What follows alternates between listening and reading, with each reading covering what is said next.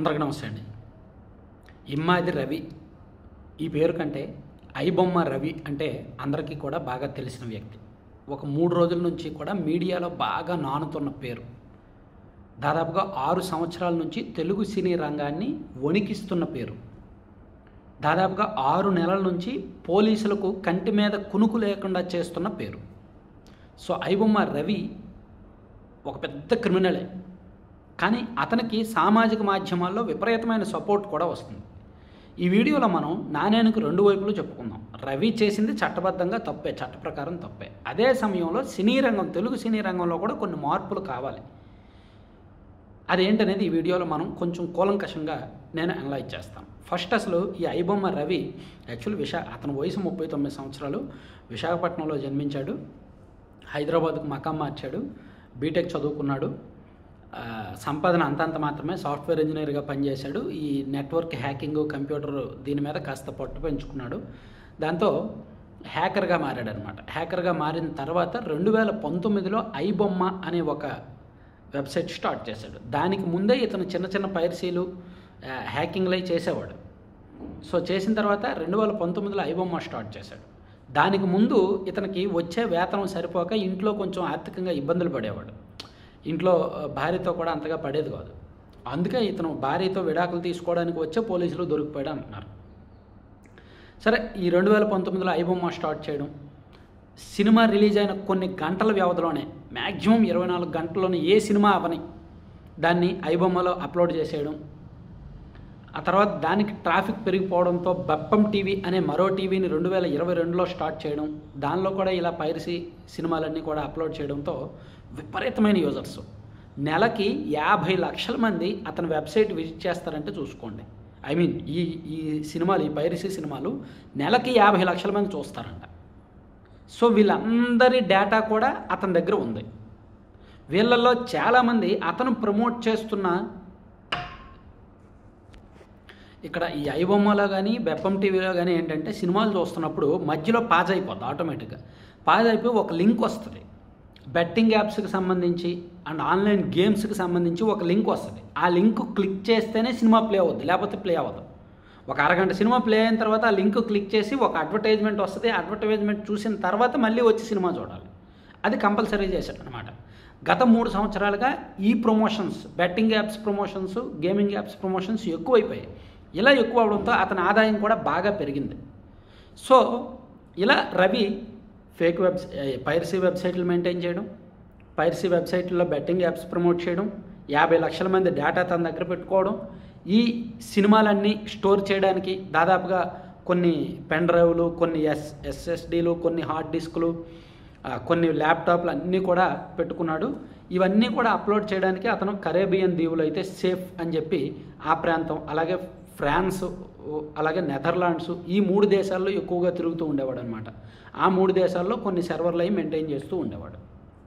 అయితే అసలు పోలీసులకి ఎక్కడ కోపం వచ్చిందంటే, యాక్చువల్లీ ఐబొమ్మ మీద తెలుగు సినీ పెద్దలు ఎప్పుడో కంప్లైంట్ చేశారు. 2020-21 ఆ టైంలోనే కంప్లైంట్ చేశారు.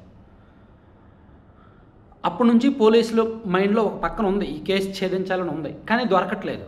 ఐపీ అడ్రస్లు అవన్నీ కూడా డార్క్ వెబ్సైట్లు, ఐపీ అడ్రస్లు ట్రేస్ చేసినా దొరకవు, డార్క్ వెబ్లు అనమాట. సో పోలీసులు అలా ఉన్నారు, ఒక కన్నేసి ఉంచారు. ఈ క్రమంలోనే 1 సంవత్సర కాలంగా హైదరాబాద్ కమిషనరేట్ పోలీసులు, సైబరాబాద్ కమిషనరేట్ పోలీసులు ఈ ఆన్లైన్ గేమ్స్ మీద, బెట్టింగ్ యాప్స్ మీద ఎక్కువగా దృష్టి పెట్టారు. సో ఇలా దృష్టి పెడుతూ 3 నెలల కిందట ఈ ఇమ్మాది రవి ప్రధాన అనుచరులు, అంటే ఐబొమ్మకి బ్యాక్ అండ్ సపోర్ట్గా ఉన్న ఎంప్లాయీస్, దుద్దెల శివాజీ, ఇతను ఒక వెబ్సైట్ డెవలపరు, ఇతనిది ఉదయగిరి అనమాట, నెల్లూరు జిల్లా ఉదయగిరి. అలాగే సూసర్ల ప్రశాంత్, ఇతనిది మహారాష్ట్ర. సో వీళ్ళిద్దరి సహకారంతో ఆయన ఇండియా నుంచి కొన్ని డేటా, కొన్ని సమాచారం అంతా తెప్పించుకొని విదేశాల్లో సర్వర్లు రన్ చేశాడు.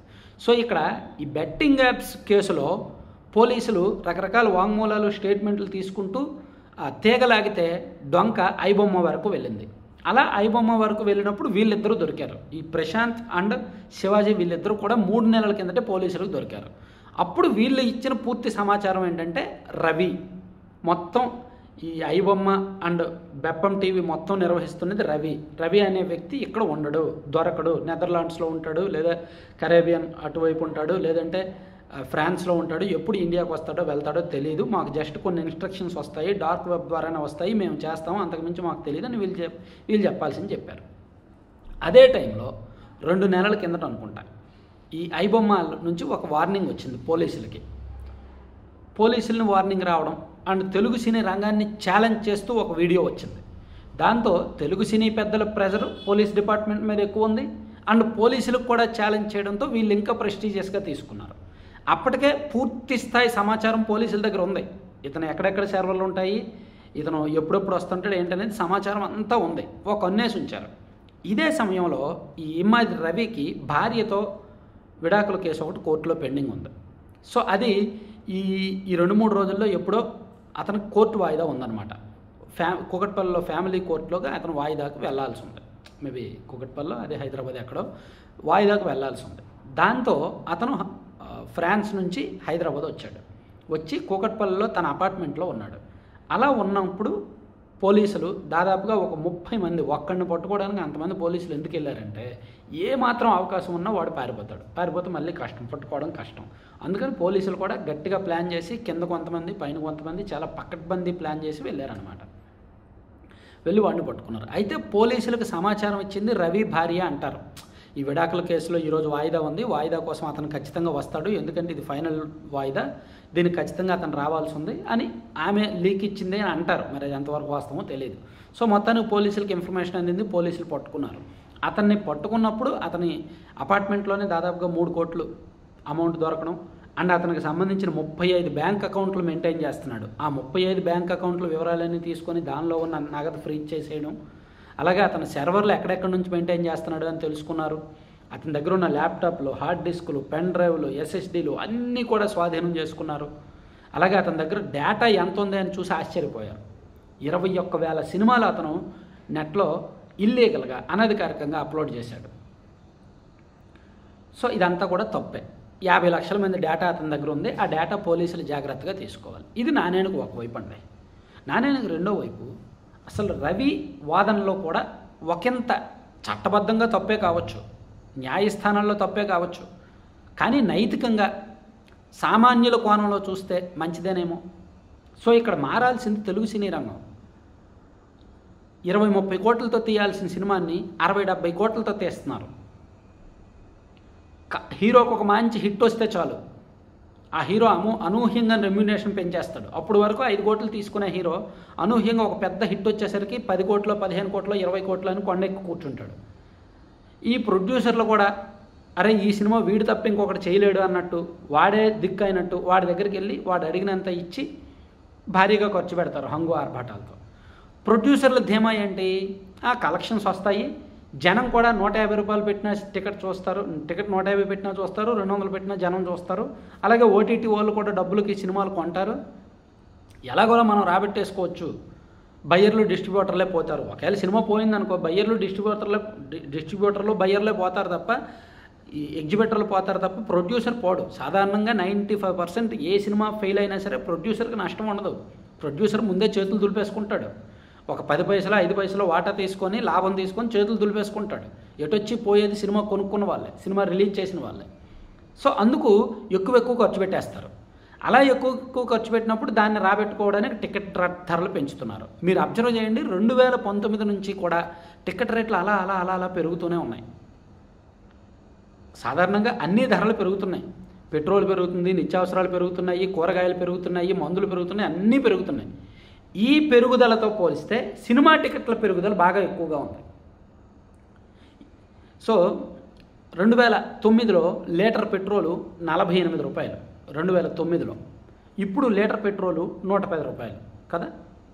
2009లో సినిమా టికెట్ 20 రూపాయలు అండ్ 40 రూపాయలు 70 అలా ఉండేది 2009-8 ఆ టైంలో. ఇప్పుడు సినిమా టికెట్ మినిమం 100, 150, 250 అలా ఉంది. అంటే మనం ఎక్కువ పెరిగేది పెట్రోలే అనుకున్నాం, కానీ దానికి మించి ఇది పెరుగుతోంది. అండ్ కూరగాయలు తీసుకున్న అంటే ఏదైనా సరే పెరుగుతుందండి. పెరగడం అనేది సహజం, ధర పెరగడం అనేది. కానీ సినిమా టికెట్ ధరలు అనేవి అమాంతం పెరిగిపోతున్నాయి, అనూహ్యంగా పెరిగిపోతున్నాయి. వీటికి తోడు ఆ సినిమా పెద్దలు ఏదైనా పెద్ద సినిమా రిలీజ్ అయితే వచ్చి వీళ్ళ నాయకుల్ని కలవడం, సీఎంనో డిప్యూటీ సీఎంనో వీళ్ళని ఎవరినో కలవడం, వాళ్ళేమో సినిమా టికెట్ ధరలు పెంపునకు జీవో ఇచ్చేయడం, అప్పుడు వరకు 200 ఉన్న టికెట్ కాస్త 350 500కి వెళ్ళి కూర్చోవడం. ఇలా ఉంటే సామాన్యులు ఎక్కడ సినిమా చూస్తారు?